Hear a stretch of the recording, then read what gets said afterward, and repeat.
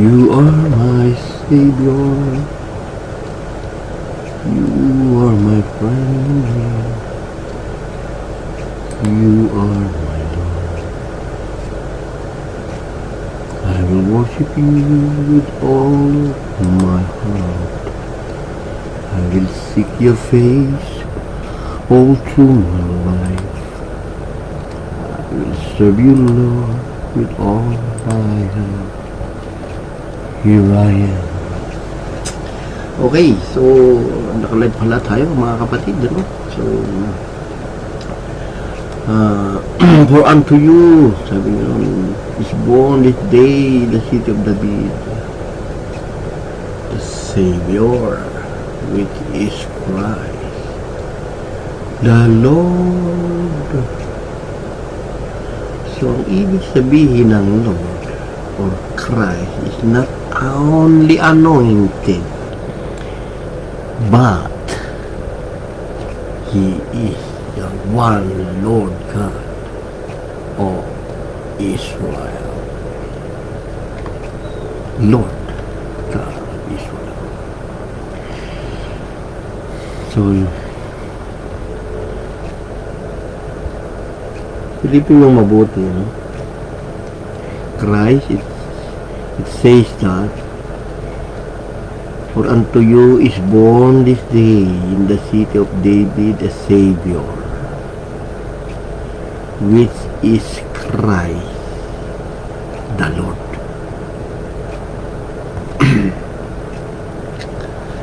Which is Christ the Lord. Because in Deuteronomy 6:4, hear ye, O Israel, the Lord our God is one Lord. The commandment says that thou shalt love the Lord thy God with all thy heart, with all thy soul, and with all thy might. No? Ibigin mo ang Panginoon mong Jesus, Panginoon mong Diyos. Panginoon, nandun yung Jesus, yung Diyos, ng buong puso, buong kalan.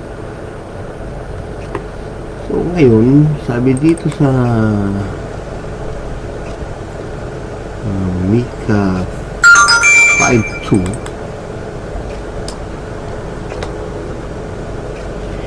whose going forth have been from of old, from everlasting. Yung daw sanggol na yun ay mula pa ng pasimula,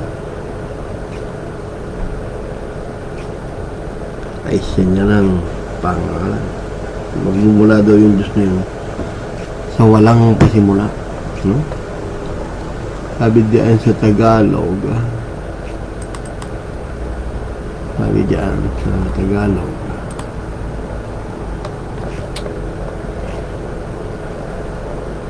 isisilang sa Bethlehem, no? Sa Bethlehem Ephrata, doon isisilang sa sanggol na yun. At lalagay sa libo-libo ng Yuda. Mula sa iyo lalabas sa akin ng isa na magpupuno, hindi mamumuno sa Israel. na ang pinagbuhatan niya ay mula nung una, mula nang walang pasimula o walang hanggan. Kita nyo mga kapatid, yung isisilang na sanggol na yun ay mula nang walang pasimula. At yun ang meaning ng Kristo. Yung isisilang na yun na walang pasimula. Basahin natin kung si Kristo nga yung walang pasimula na nakahula sa Mika 5:2.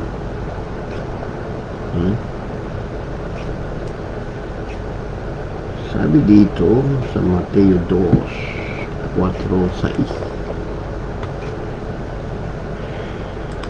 Mateo 2:4. Mateo 2:4. Itong dalawa.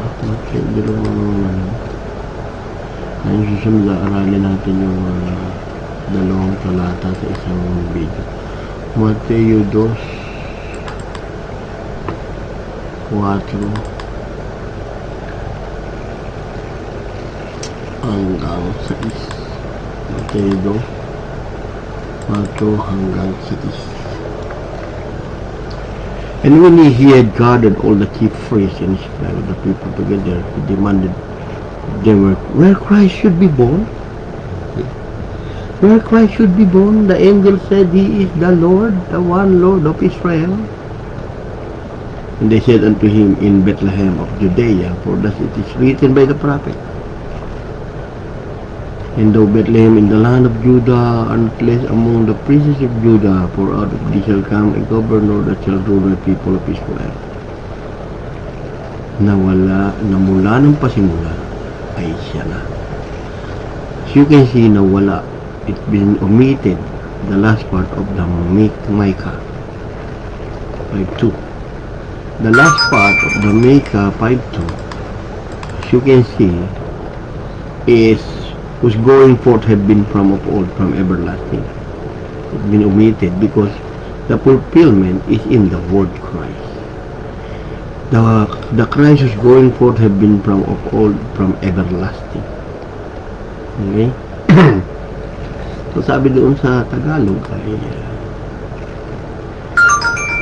yung darating na Kristo ay buhat pa nung una, buhat pa ng walang pasimula o walang hanggan. Okay, so hindi makikita na yung Kristo na magtupad ang hula sa Mateo 2:4-6.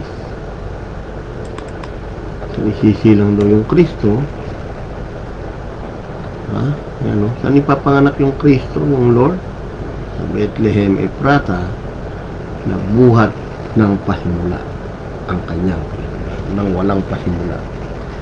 Buhat pa ng walang pasimula ay siya na.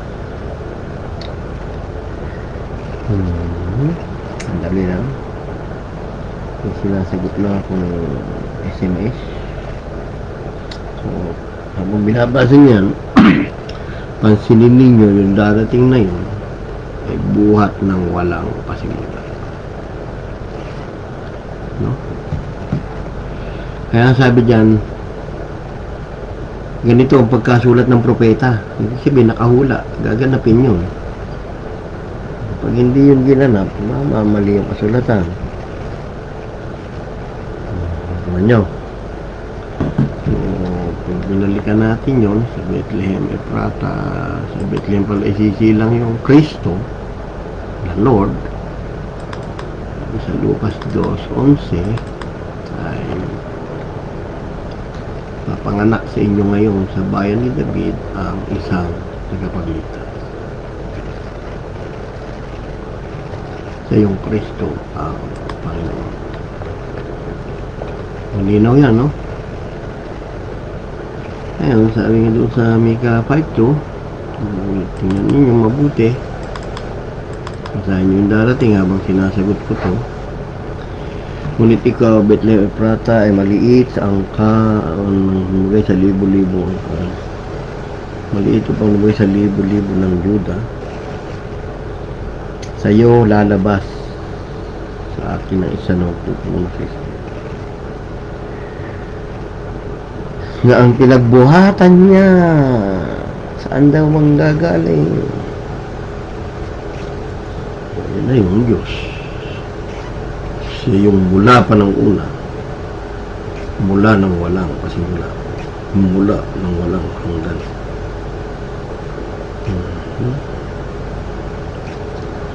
Yun na.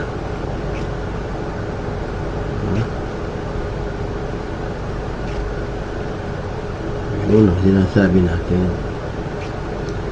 Dapat sinusundan nyo yung hula, hindi yung basa kayo ng Bible. Sundan nyo talaga yung mga hulat katuparan. Ngayon, ang meaning pala ng Kristo ay Lord God na, Almighty na. Dahil siya na yung magmumula sa walang pasimula. No? Hindi naman nagsisingulo yung Bible. Dahil yan ay prophetic book. No? So, sundan nyo ang hula, sabi nga ni Pedro. Peter said in John 12, in 2 Peter.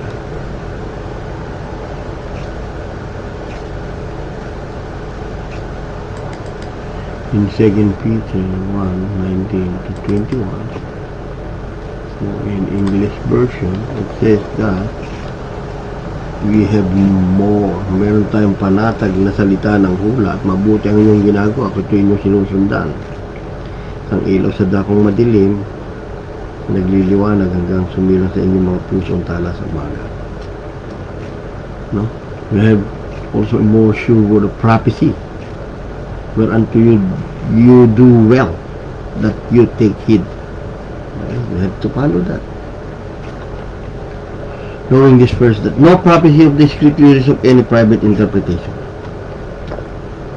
The prophecy came not in the old time by the will of man, but holy men of God spake as they were moved by the Holy Ghost, by the Spirit of Jesus Christ. Only the person who had the Spirit of Jesus Christ can interpret all those prophecies. Okay? So, magtatagalog na lang tayo. Bahala na muna sila magtingin sa English ng ating mga talatang ilalabas. No? Sa ating mga kababayan, kami ay may lalong panatag na salita ng hula. Mabuti na yung ginagawa kung ito yung sinusundan.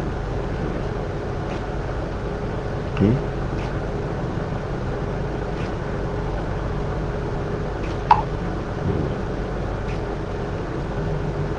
Nagaya sa isang ilawan, may liwanag sa dakong madilim. So,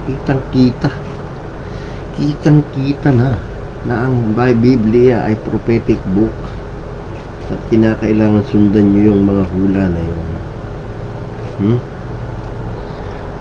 Unawaan lang ang mga hula na yun, yung mga tao na kinasya ng Espiritu ng Diyos.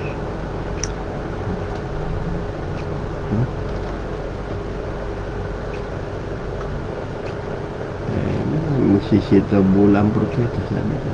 Magkakaroon ng bula ang guro, magpapasok na ang lihim. Mag-aaway-aaway kayo sa iduan pa ng palataya. Tatatwa, pati Panginoon na bumili ng dugo sa kanila. Totoo naman yan, nangyayari na yan. Hindi ba?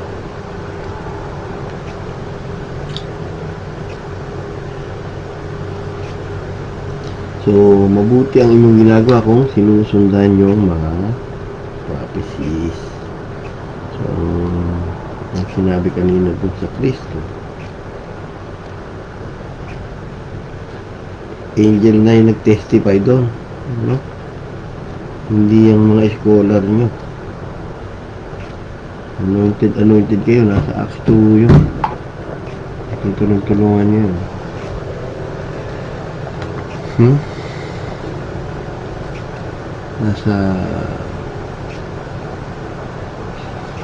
sinabi doon sa Lucas 2:11, sabi doon,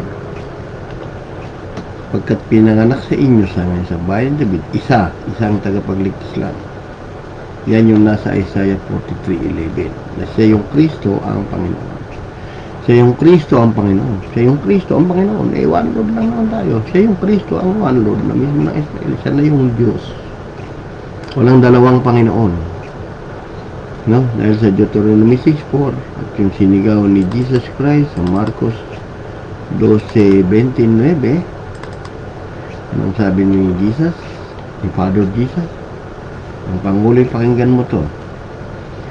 Israel, ang Panginoon nating Diyos, ang Panginoon ay iisa. Sa English, oh yeah, Israel, our God, one Lord. Kasi kinuha niya Deuteronomy 6:4 dyan sa 6:5.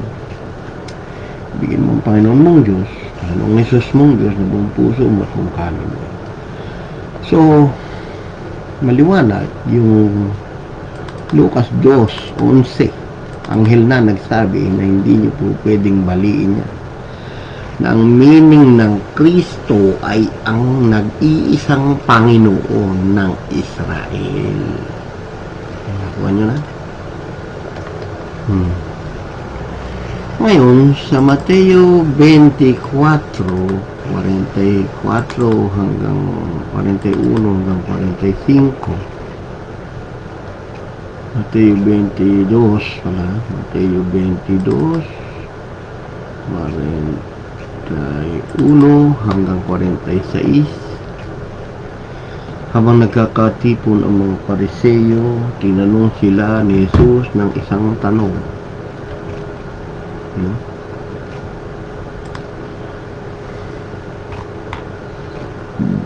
Ano tanong? Sinasabi, ano ang akala niyo tungkol kay Kristo? Kanino bagang anak siya? Sumagot sila, kay David, anak po siya ni David. Sinabi nila sa kanya, kay David. Ngayon, nagtaka si Jesus. Sabi niya, sinabi sa kanila, ay kung gayon, bakit? Nangangatwira na si Jesus. Dapat sinabi niya na anak ni David. Oo nga. Magagaling kayo. Alam nyo. Ganun lang dapat eh. Kaso, nangatwira niyo si Jesus. Sinabi sa kanila, eh kung gayon, bakit? Bakit niya? Bakit tinatawag siya ni David na Panginoon sa Espiritu? Na nagsasabi na sa awit 110:1. Awit 110:1 yan. Sinabi ng Panginoon sa aking Panginoon, maupo ka sa aking kanan hanggang sa ilagay ko ang mga kaaway sa ilalim ng iyong mga paa. Ngayon, dalawa ba ang Panginoon? Hindi. Yan yung ugat at supling ni David. Inugatan ni David yung Diyos niya, yung sumupling, yung dumating, si baby father. Tinatawag nga yung Kristo ni David na Panginoon. Paano siya'y kanyang anak? Eh kung tinatawag na ako ni David, kasi yung Kristo, tinatanong niya sarili niya. Parang third person. Sabi dyan, kung tinatawag ako ni David na Panginoon, paano ko siya naging anak? Paano niya ako naging anak? Di ba? Kung tinatawag nga yung Kristo ni David na Panginoon, paanong yung Kristo ay kanyang anak? Kita nyo na meaning ng Kristo. Walang sino man nakasagot sa kanya ng isang salita. Walang sino mang nangahas buhat sa araw na tumanong pa sa kanya na anumang mga tanong. So kaya dapat di na kayo tatanong. Pag may nabasa kayong Christ dyan, yan yung Diyos ng Bible. Tapos ang laban. Christ is the one Lord God of Israel, the God of David. Kasi naman, doon naman sa bautismo, alam na natin na yung Kristo ngayon, yung one Lord ng Israel. Ngayon, doon sa Lucas 1:35, nagprophecy na may anghel, hindi mga eskolar. No?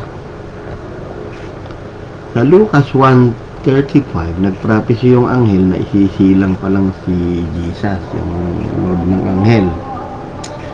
At sumagot ang anghel, sinabi sa kanya, bababa sa iyong Espiritu Santo, lililimang ka ng kapangyarihan ng kataas-taasan. Kaya naman ang banal na bagay ni panganganak ay tatawaging anak ng Diyos, tatawaging Emmanuel, tatawaging anak ng Diyos, sinabi ng anghel. At tinawag ng anak ng Diyos, yung hari ng Israel, sa Isaiah 44:6, sa John 1:49. Ngayon, ano ang sinabi ni Pedro sa Mateo 16? No? 18. Ang sabi niya? Sumagot si Jesus, kanyang sinabi. Ito kasi una kasing tanong ni Jesus dyan, nung nandun na sa Cesarea ng Pilipo, start tayo sa 13. Nung dumating si Jesus, nasakop ng Cesarea ng Pilipo, tinanong niya sa kanyang maalagaan na sinabi, ano ba sabi ng tao kung ano sino anak ng tao? Anak ng tao? Anak ng tao? Sabi nga na. Sumagot sila, tao din. Kaya po si Juan Bautista, kay si Elias, kay si Jeremiah, puro tao rin yung sagot. Ang sumunod na tanong, who I am? Sino ako? Yun. Hindi na anak ng tao sinabi. Hindi sinabi anak ni David. Sino anak ni David? Nagtanong na. Sino anak ng Diyos? Wala anak ng Diyos. Siya yung katawan ni Father. Tingnan nyo. Kanya sinabi sa kanila, dapat anong sabi niya kung sino ako? Who I am? Sumagot si Simon Pedro, ikaw ang Diyos ni David, ang Kristo, ang tatawaging anak ng Diyos na buhay na sinabi ng anghel sa Lucas 1:35. Ito nyo na. Ganon kadadaya. Kaya kayo, pag minabasa kami sa Kristo, yun na yung one Lord God ng Israel dyan. Kaya nasa ano domini na tayo. So, nakukuha nyo? No? Ganon katindi. Naintindihan ni Pedro, kaya sabi nga ni Pedro, sumagot niyo si Jesus, mapalad ka. Pagkat di pinagsya ito ng laman ng dugo, kundi ng aking amang nasa langit. Siya yung magsasaama na yun. Dahil nasa laman at dugo pa lang si Jesus niya. Siya yung tao. Nagsatao. Kasi, kaya sinabi niya, sa ibabaw ko, tatayo ko aking iglesia. Yun nasa Efeso 2, 19-21. Tandaan nyo yun. Mga tinatayo sa ibabaw ng pinasasaligan ng propeta at apostol. No? So, yung Kristo pala, yung nagsasabi na aking ama, ay siya na yung ama. Diba? Ngayon, sa 1 John 2, 22-23, yung palang Kristo, combination na nung Father and Son. Yung palang Hesus Kristo is the Father and Son. Yung Father na naging Son, naging Lamb. Yung Father na naging tupa na alay ng Pasko na pumasok sa Hebrew chapter 9 na nasa awit 24:7-10 na Lord of Glory and the King of the Glory. Ano? Ngayon, sino-sinungaling? Sabi gano'n. Kundi ang tumatanggi ni Jesus ay siyang Kristo. Si Jesus ay ang one Lord ng Israel na yung Ama na naging tupa sa makatwid ay tumatanggi kayo sa Ama at doon sa anak na Lamb. Yung Ama at sa anak. Natatanggihan nyo ngayon yung Diyos. Maraming tumatanggi dyan sa Kristo na yan. Hindi nyo matanggap na yan ay combination ng ama at anak. Hindi mag-ama, kundi yung Ama na natawag na anak ng Diyos na hari ng Israel sa sa John 1:49 na siya yung hari ng Israel. Sumagot si Nathaniel sa kanya, sabi, ikaw yung anak ng Diyos na hari ng Israel. Na yung hari ng Israel na yan ay nasa Isaiah 44:6 na yung hari ng Israel na yan na nagsabi, ganito ang sabi ng Panginoon na hari ng Israel, yung anak ng Diyos ng kanyang manunubos ng Panginoon na makakbo akong una ako huliliban sa akin walang Diyos. Siya na yung Diyos na natawag na anak ng Diyos, yung hari ng Israel na pinatunayan ng anghel sa Lucas 1:35 no? Sa Lucas 2:11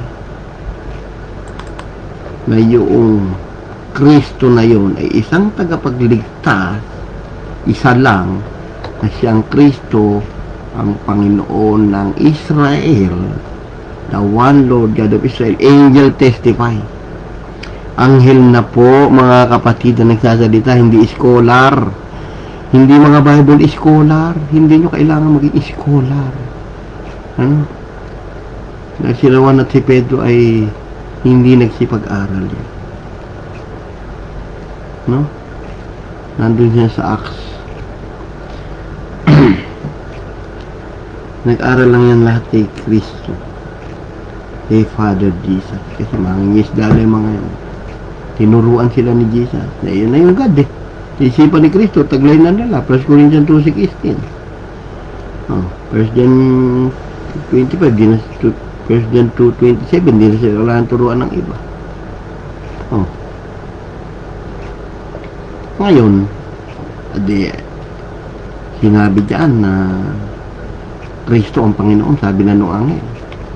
Na yung Kristo na yun, ay tatawaging anak ng Diyos na pinrapi sinong anghel. Kaya natawag na yun. Yun na si baby ama. Si baby father na yun. Tandaan niya. Na nagkatawang tao, sa Lucas 2:25 hanggang 33. Ano? Na sinasabi doon ni Simeon na kinuha niya sa bisig ang Panginoon. Sabi niya, nagpuri siya sa Diyos. At sa 33, ano nangyari? Kapupuri sa Diyos sa Lucas 2. Nagtataka si Maria at Jose sa sinasabi ni Simeon sa sanggol. Dahil kinalong niya ito sa kanyang bisig. No? Tinanggap niya sa kamay niya ay tinanggap niya siya sa kanyang mga bisig at pinuri ang Diyos kasi hindi raw siya mamamatay, sabi doon sa 26.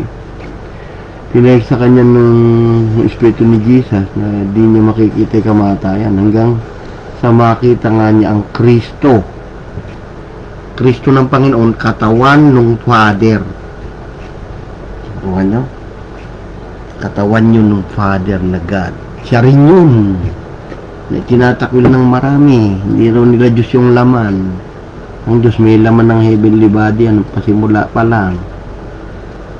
May daliri ang Diyos eh. May daliri ang Diyos. Paano hindi magkakalma yung Diyos eh? Naglalakad na yun sa Genesis 3:8, sa Exodus 22 33 to 30, sa Exodus 33 20 to 22, 21 to 22, sinabi ng Panginoon, narito, may isang dako sa tabi ko, ikaw'y tatayo sa ibabaw ng batong yan. So parang si Pedro sinasabihan, no? At mangyari samantalang aking kalwalati ay dumaan, ilalagay ka sa isang bitak na bato, tatakpan kita ng aking kamay hanggang sa ako'y makaraan. May dadaan eh, na umiilaw eh. Yung liwanag ng Diyos di pinakita yan.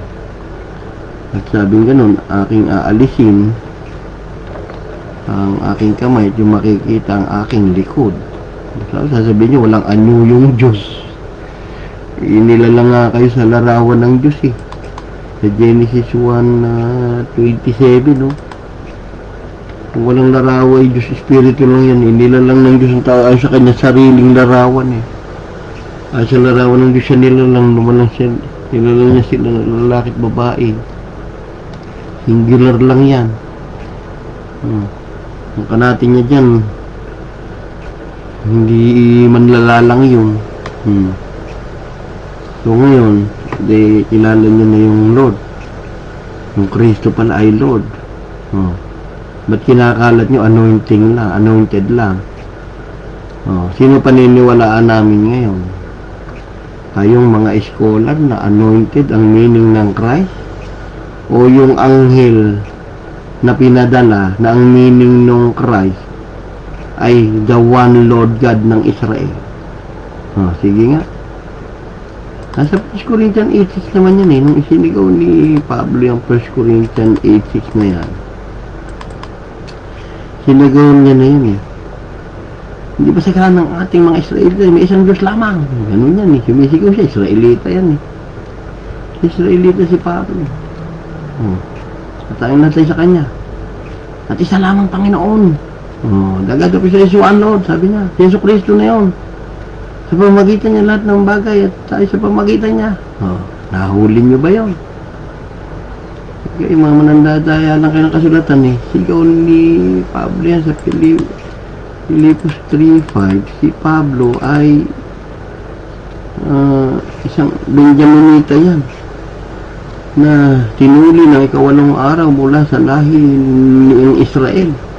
Mula sa angkan ni Benjamin yan. Kaya alam niya sigaw ng Israel. Kuha niyo. Nag-aaral pa yan kay Gamaliel. Pero hinigitan niya si Gamaliel. Kasi sabi niya, yung tumawag sa kanya, Diyos na ng ating mga magulang sa Acts 22:14. Nung dinalaw siya ni isang Ananias, ang lalaking masipag na pumunta sa kanya, nagpatotoo.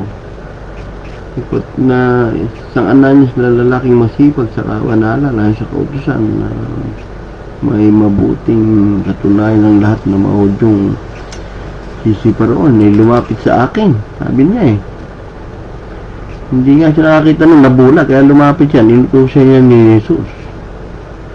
Natatayo sa tabi ko, sabi gano'n.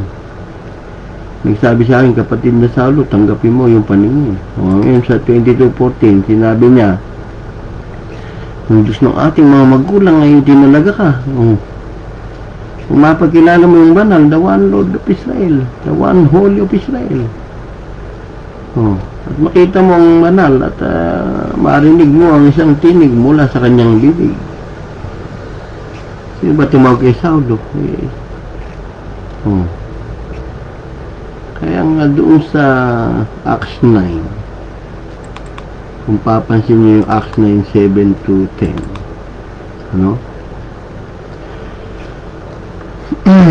pansinin niyo doon na nagdadasal si Ananias kay Jesus.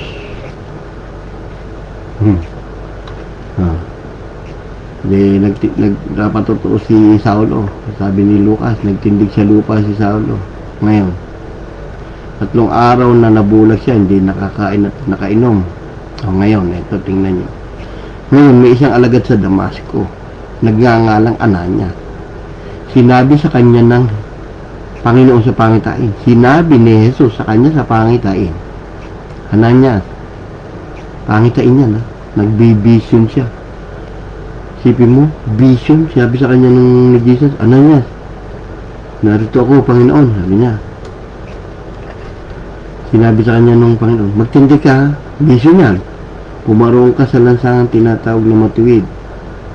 Magtanong mo sa bahay ni Judas, ang isa na nagngangalang Saulo, lalaking taga Tarso.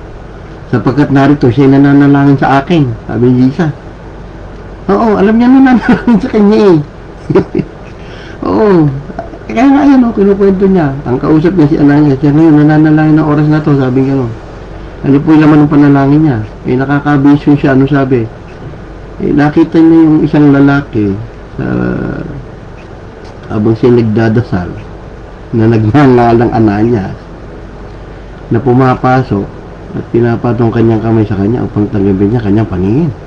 Hindi naman sinabi ni Jesus nakita kanya, Ananias. Nakita niyo na. So, nagdadasal si Ananias saka si Pablo kay Jesus. Nakuha niya? Hindi sumagot niya si Ananias, nangangatwiran. Ba't kaya alam ni Jesus na nananalangin si Pablo? Sabi niya gano'n, dapat Pero alam niya ng Diyos yun ngayon, nangatwiran niya si Ananias sa vision niya. Sabi niya, Panginoon, nabalitaan ko na Judas yung tao na yun. Maraming tungkol sa taong to Napakawalang niyan Sabi niya gano'n. Daming kasamaan ginawa sa yung mga banal sa Jerusalem yan. Sabi, yung mga alagad daw ni Jesus. Dito nga Sa tanong natin ngayon, sabi nga, may kapahintulutan ng mga pangulong saserdote. Gapusin nga yung lahat. Nagsisitawag sa iyong pangalan eh. Yung pangalan mo ng Jesus, tinatawagan ba yan?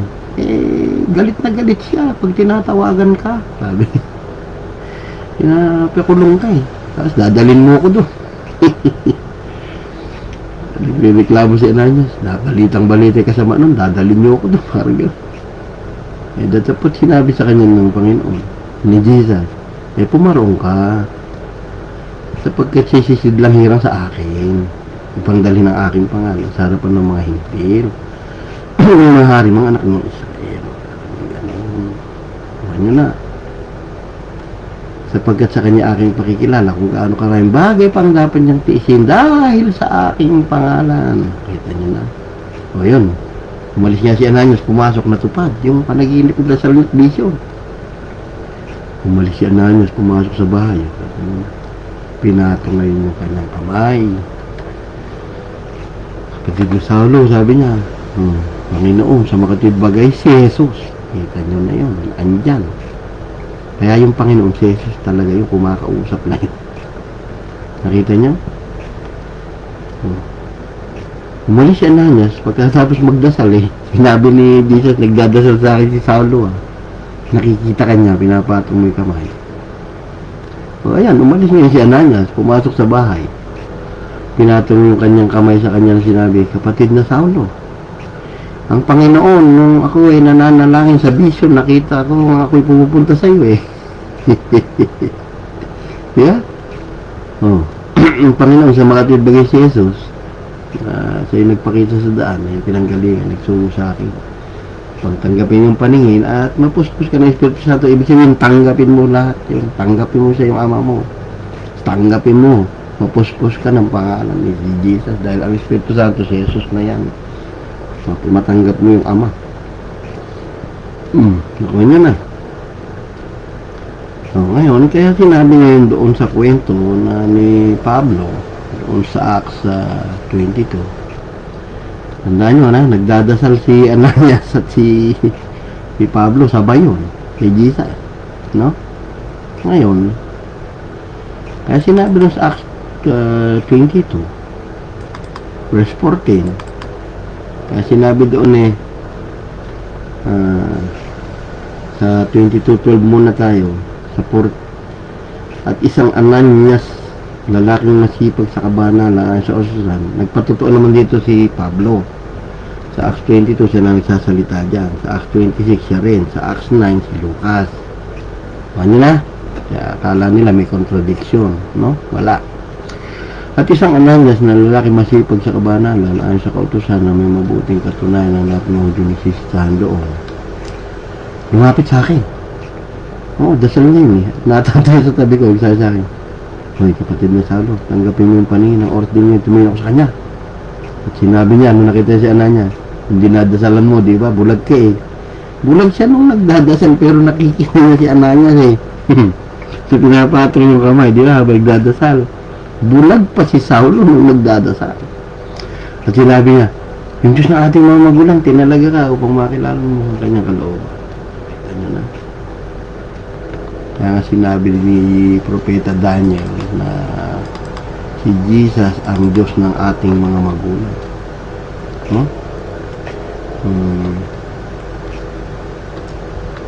Yung aking pinasasalamatan, sabi nga ni Daniel, ang Diyos ng aking mga magulang.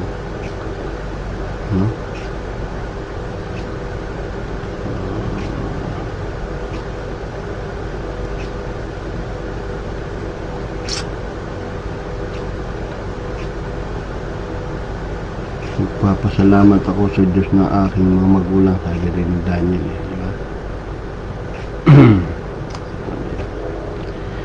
Okay, so ilabas natin yung kay Daniel.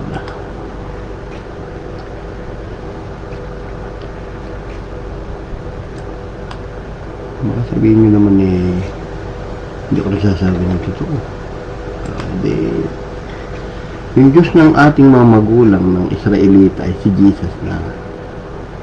No? Maliwanag na pinakita ko sa inyo, nagdadasal si Saulo at si Pablo. Bulag pa si Pablo. No? Ang galing, Napakatalino talaga ng Panginoon. Maraming binulag na tao dahil sa salapi. Kaya yan salapi, root of all evil yan.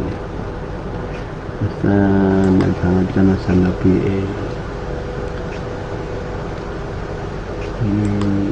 mas mamahalin mo yung salapi kaysa sa katotohanan. Yun yung nasa Lucas 1:14. Ayaw mawala ng lisensya. Oo, yun basahin niyo. Susunod tututukan ko ulit yun. Sabi rin sa Daniel 2:23. Sabi rin sa Daniel 2:23. Tingnan nyo ha. Daniel 2:23. 2:23. Anong sabi ni Daniel? Pinasasalamatan kita at pinupuri kita, o ikaw na Diyos ng aking mga magulang. Sabi niya, Propeta Daniel. Doon naman sa Acts 2:14, ano naman sabi ni Pablo? Ay, ni Anania. Sa Acts 22:14, anong sabi ni Anania? Saulo, yung Diyos ng ating mga magulang, tinalaga ka. Makita nyo na. Makilala mo yung Diyos na yung magulang, di kasaya mo na. Di ba? Kasi sabi ni Pablo, pakikilala ko sa inyo, Diyos nyo hindi nyo kilala. Kasi kilala niya eh. Di ba? Sabi nga rin sa 2 Timothy 1:3 yata yun. Nagpapasalamat ako sa Diyos na mula sa aking kanununuan ay aking pinaglilingkuran sa budhing malinis. Aba, Diyos pa pala ng ninuno ni Pablo yung pinaglilingkuran niya eh. O kanya na. Ngayon, doon sa Mateo 16, matapos na yun ay matuklasan na siya yung Lord, napagkagayon, yung pinagbili niya sa mga alagad na huwag niya sasabihin kanino man ha, na ako yung Kristo ha. Sabi niya gano'n. Huwag niyo munang sasabihin. Sabi niya gano'n. Yun yung nasa Acts 2:36 ngayon. Yung sa Acts 2:36, yung Kristo na ito na sinabi, na ginawang Panginoon. Sabi niya gano'n. Doon niya lang inireveal yan. Pakatalastasin nyo, sabi nga buong kan ng Israel, na ginawa ng Diyos, ginawa ng sarili niya na Panginoon yung Kristong dumating. Ito yung Jesus na pinako niyo sa cross, sabi nga noon. Hindi ginawa. Inireveal yung pinatatago kanina. Sila Pedro. Di ba? Sabi, huwag daw sasabihin eh. Hanggat di siya nga kakatit sa langit. Nung mariligan nila ito, nasaktan ng kanilang puso. Ala, si Father napatay namin. Sinabi niya kay Pedro sa ibang mga kapatid ng gagawin namin. Ayun na. Sinabi sa kanila Pedro, magsisi kayo. Mangagbautismo ang bautis sa inyo sa pangalan ni Jesucristo. Mangagbautismo ang bawat isa sa inyo sa pangalan ni Jesucristo. Hindi sinabing magpabautismo kayo. Sa ikapagpapatawad ng inyong mga kasalanan, tatanggapin niyo kaloob ng Espiritu Santo. Ibig sabihin, ipakilala niyo si Father. Yun ang ibig sabihin nun. Para kayo tunay na maging anak ng Diyos. Pag nakilala niyo si Father, na nasa John 1:11-12, na parito yun, walang nagsugo sa sariling kanya, sa Israelita, at sila hindi tinanggap ng sariling kanya, no? Tapat ang lahat ng sa berbo ay nagsitanggap, pinagkalooban ng berbo sila, karapatang maging mga anak ng Diyos. Ang topic dyan, berbo. Yung salita ng Genesis 1:3, yung let there be light, na nasa 2 Corinthians 4:6. Makatid bagay mga nagsisampalata sa kanyang pangalan. Okay? So, ang topic natin ay yung Kristo. Saka ako nadidiscuss yung verbo. Tututukan ko naman kayo sa verbo. No? So, inuulit natin, mga minamahal ko sa Panginoong Jesucristo. Yung kasing sa awit 2 dyan. Sabi nga diyan sa isisilang yung Kristo ang Panginoon at yan ay tatawagin sinabi nung isa pang anghel na yung Kristo niyan ay tatawaging anak ng Diyos siya. Yung one Lord talaga, kaya ngayon lang sinabi Pedro hindi na lang sinabi Padre, ikaw na yan. Kasi kung ano yung nihula nung anghel, meron kasing prophecy sa OT natupad sa OT, may prophecy sa OT natupad sa NT, kaya may prophecy din sa NT na natupad sa NT. Pinrapisi yan ng anghel na yung sanggol na yun ay tatawagin anak ng Diyos. Iwan nyo. Huwag kayong pabubudol-budol dahil ang totoo kasi ng mangyayari na sa inyo, walang pera sa Panginoon actually. Ibig sabihin walang magpapayaman pag nasa iyo ang Diyos. Wala, makukonsensya ka. Kaya sabi ni Kristo, habagang ibig ko hindi hain mapalad ang nagbibigay kaysa tumatanggap. Pinaliwanag ni Saulo yun kasi ang kailangan niya kaluluwa kaya na ipakilala kung sino si Father. Mga bautismo kayo kung kay Father, pero hindi na yung lublob tubig gang, hindi na yun. Niwala kayo sa akin dahil yung kasunod ni Juan na yun bubautismo ng Espiritu Santo. Kasi ang Espiritu Santo si Jesus, kaya pag kumanta ka lang Come Holy Spirit fall on me now, sabihin mo na lang Come oh Jesus fall on me now, I need your anointing. Ganun, tumbukin mo na yung pangalan ng Holy Spirit. Siya rin yan sa Joel 2:28-32. Saka ako na lang ulit tatalakayan sa inyo na ang katuparan nun ay nasa Acts 2:16-31. So ang tinutukan natin ngayong araw na to yung Kristo, kaya pala sinabi ni Pedro ikaw ang Kristo, ikaw yung Diyos ni David sa Mateo 22:45. Di ba?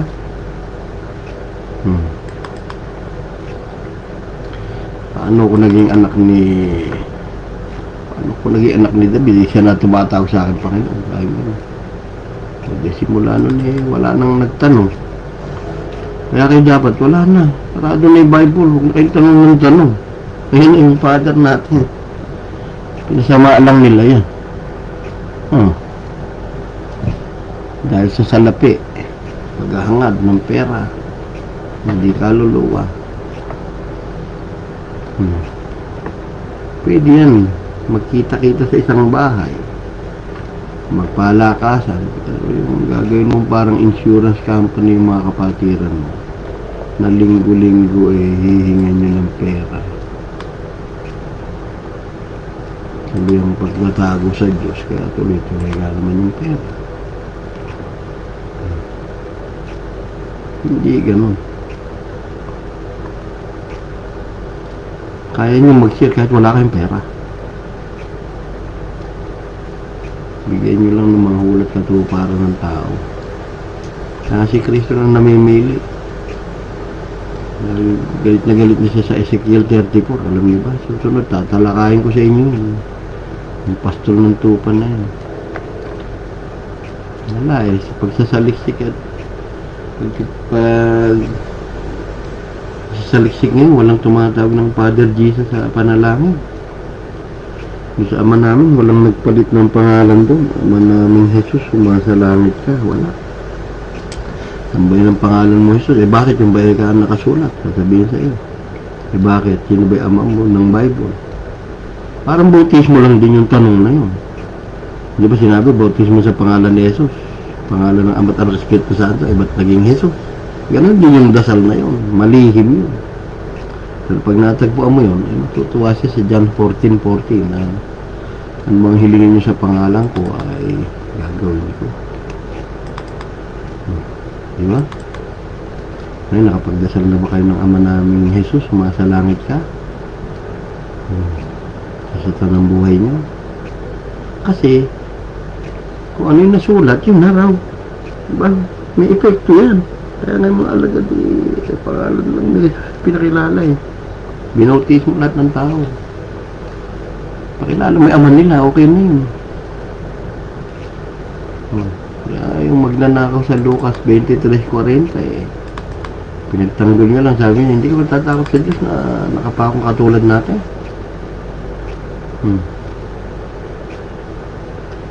Hindi na rin mabobotis mo sa tubig kasi gusto lang tubig lublob Pinakita lang dyan, yung Espiritu Santo ang matindi.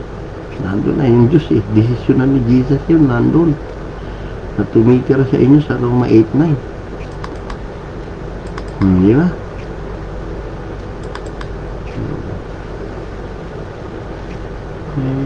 Kaya ganun nangyari, hindi nila kilala yung Kristo. Papaniwala kayo sa scholar. Kami, nagpapaniwala kami mga patri-passion sa anghel. Ano sinabi ng anghel?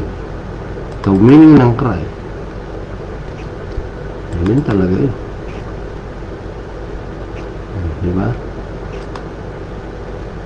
For unto you is born this day the seed of David, a Savior, which is Christ the Lord. A Savior? What? Ano ba sabi sa Isaiah 43:11? Ano sabi sa 43:11 ng Isaiah?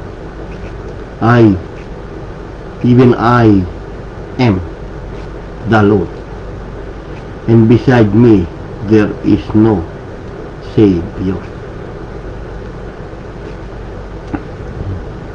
Ngayon may darating na pangalan ng Diyos, Savior. Yun yung nakaprapisi sa Isaiah 63:16. Thou art our father, doubtless that art our father to Abraham, be ignorant of us. And Israel acknowledge us, no, the Lord, yung Lord Israel and our Father, the God, our Redeemer. Nandun sa Redeemer yung thy name from everlasting. Kaya may dumating na ang meaning ay yung manunubos na sinabi ng anghel sa Lucas 2. For unto you is born this day the seed of David, which is Christ, the living God, the one Lord God of Israel. Kayong mga mandaraya ng kasulatan, gumising kayo. To the only wise God, our Savior, si Jesus, be glory and majesty, dominion and power, both now and ever. Amen. Wala na, sarado na yung Bible. Kung nakikita niyo yung hulat katuparan. At sinabi niya sa Isaiah 45:23, no? I have sworn by myself, ako lang, the word is gone out of my mouth. Lumabas daw sa aking bibig ang katwiran, and shall not return that unto me. Every knee shall bow and every tongue shall confess. Isaiah ho'y binabasa natin na yan, hindi Pilipos 2. Isaiah 45:23 ho yan. Sinisumumpa sa kanya lahat ng tuhod. Kita nyo na. Pwede bang sakang? Kaliwang tuhod sa tatay, kanan tuhod sa ama. Are we allowed cross leg? One leg to the father, one leg to the son? Sabi sa Roma 14:11, for it is written, nakasulat sa Isaiah 45:23, Paul said, I live, said the Lord. Every knee shall bow and every tongue shall confess to God. Ganyan.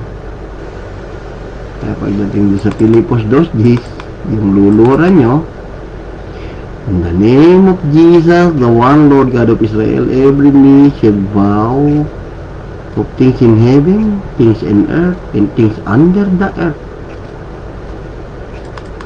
And every tongue shall confess that Jesus Christ is Lord. Amen. To the glory of God the Father. He is the God the Father. Pwede bang nakaload ka kay Jesus, iba yung napupuri? Hindi, gano'n. Walang pasa-pasa dyan. Ang kanya, siya yung tinukoy doon na Diyos ni Pablo. Si Pablo ang sumulat ng Pilipos na yun. Kaya upahig sa lahat ng dila ng Panginoon Kristo, Panginoon, sa ikaluluwati ng Diyos Ama. So, habang niluluhura mo si Jesus, niluluhati mo yung Diyos Ama. Dahil nga yung Kristo ay Diyos Ama, Diyos Anak, siya lang mag-isa, hindi sa tatlong persona. Nakukuha niyo. Yun yung combination ng Father and Son, Father and Lamb. Yun ang hindi nakukuha ng malami. Nakukuha niyo na. Kaya sabi yun sa hula, ang sabi sa hula, sa Isaiah, Tagalogin naman natin para sa Pilipino, kanina sa mga foreigner. Sa Isaiah 45:23. Kung sumumpa ng aking sarili, sinumpa niya tuloy sarili niya, siya rin naman dumating at isa pa, sumumpa sa aking sarili, nagsalita sa sarili niya. Salita niya nakabitaw sa kanyang bibig sa katwiran. Hindi babalik sa akin yung mga hula na yun, sabi ni Kristo. Yung sa akin nagbigay nun eh. Sa akin lahat ng tuhod, lulod at susumpa. Ito yun na. Ngayon, sabi ni Pablo sa Roma 14:11, nakahula sa Isaiah 45:23. Sabi niya gano'n. Buhay ako, sabi ng Panginoon, sa akin ang bawat tuhod ay luluhod at ang bawat dila ay susumpa. Ipapahayag sa Diyos. Nakuha niyo na. Amen. Pilipos 2:10. Kaya na. Pangalan ni One Lord God of Israel, Jesus Christ, lulod natin ito. Yan ang ngayon Ama sa langit, wala akong mag-ama doon na may tatlong trono doon, dalawang trono doon. Wala. At sinabi sa Revelation 4:2, nasa pa-espiritu si Juan, isang trono lang yun. Dahil pa sa espiritu ako narito, may isang trono na lalagay sa langit. At sa ibabaw ng trono may isang nakaupo. Sa Isaiah 1, sa Isaiah 3, sa Isaiah 6:1 yun. Ang taong mamatay, si Haring Usyas, nakita ko ang Panginoon na nakaupo sa isang trono. Tinawag niya yun na si Holy, Holy, Holy. Hindi yan Trinity. Yan yung Father na naging tupat umakyat sa langit, binusa ang kanyang espiritu sa Pentecost. Ano? Na nandun sa Joel 2:28-32. Na mangyari pagkatapos ay ibubuhos ko ang aking espiritu sa lahat ng laman. Yung mga anak na lalaki mahuhula. Yung epekto natupad dyan sa Acts 2:16-21 nung nag-Pentecost. Natupad ito yung sinasalita ni Joel daw. Sa huling araw na yun mangyari, bubuhos ko ang aking, kaya nga ko aking espiritu.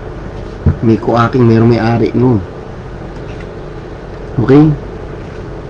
So maliwanag mga kapatid na anghel ang ating paniniwalaan, na yung Kristo na ay One Lord God ng Israel. Okay?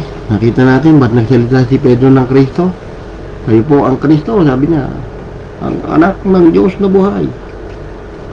Nalibing ka kasi yung Kristo, inunan niya yun. Nakilala niya na yun yung One Lord. Kaya sabi, hindi yan pinagkaloob sa'yo ng laman at tugo, hindi yung aking amang nasa langit, sabi nga. Siya yung papanik na yun kasi nasa human body siya. Okay, so purihin ng Panginoon. I-end ko na po yung live ko. Maraming salamat sa nakinig. At sa susunod na video, bibayanin. Purihin ang Purihin ang ating nag-iisang Ama, the one Lord God of Israel, Yeshua HaNasri, Bimelech Hayudim. Sama naman ako yung pangalan mo. Kuhanin niyo yung pangalan ni Kristo sa Hebrew doon sa cross. Kuhanin yung first letter from right to left. Pag dikit-dikitin niyo, mabubuhay tetragrama to. No? Kuhanin niyo na. At ang meaning nun, behold the nail in my hand. Parang yung Bereshit. Yung Bereshit, yung haring pumasok sa templo, pinatay, pinako sa cross. In the beginning, Bereshit. Okay, itanong niyo pa kung ano yung Bereshit. Google niyo. Okay, so ini-end ko na po yung aking live. Tingnan natin kung maganda ang recording. Hallelujah. At sa'yo lamang papuri, paggaling, pagdakila, kaluwalhatian. Sa'yo lamang aming iisang Diyos, aming Ama, aming Panginoon, Jesucristo, ang namatay sa krus. Revelation 1:18-8. Tandaan po ninyo yan. Pag hindi nyo natanggap na ang Diyos ay namatay, walang tumubos na dugo sa inyo. Delikado. No? I am He. Sabi niya, ako siya. The liveth and was dead. Sabi niya gano'n. Ako na ngayon namatay, hindi niya pa ako kilala. Ibinuhay niya naman sarili niya sa John 2:19-20. Sinabi niya rin sa Revelation 2:8, I am the first and the last, which was dead. Namatay ako, pero buhay ako. Okay? So, patuloy po tayo mag-aral ng Biblia. Dahil siya rin ho ang bubuhay sa sarili niya. Doon sa John 2:19-22. Jesus answered, said unto them, destroy this body, and in 3 days I will raise it up. Then said by the Jews, destroy this temple daw, yung temple ni Solomon. Then said the Jews, 46 years was this temple is building, and will do up in 3 days. 46 years itong ginawa ng mga ninuno, dati yung 3 araw. But he spake of the temple of his body. Si Kristo nagsasalita, napatayin yung kanyang katawan.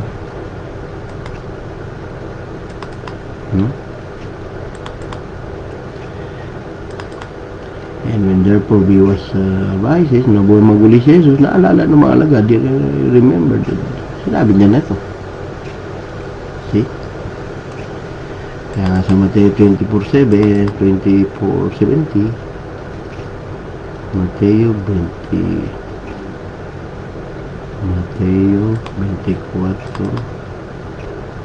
27,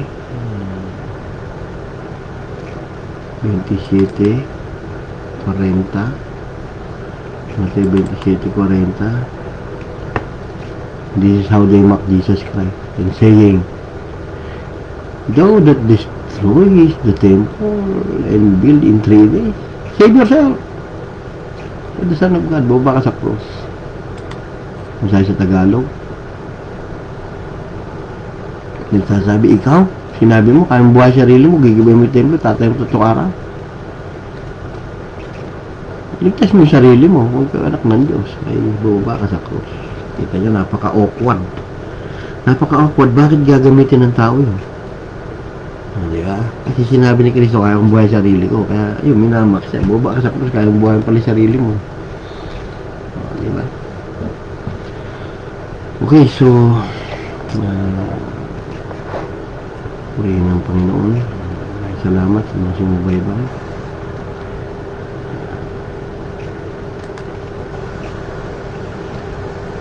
Salamat sa mga nakinig, kung meron at makikinig pa, nawa ay mahipo kayo ng iisang espiritu ng ating Panginoon sa Kristo, the one Lord God of Israel, na naka-prophecy. Sundan niyo po yung hula. Bye bye. See you on my next video.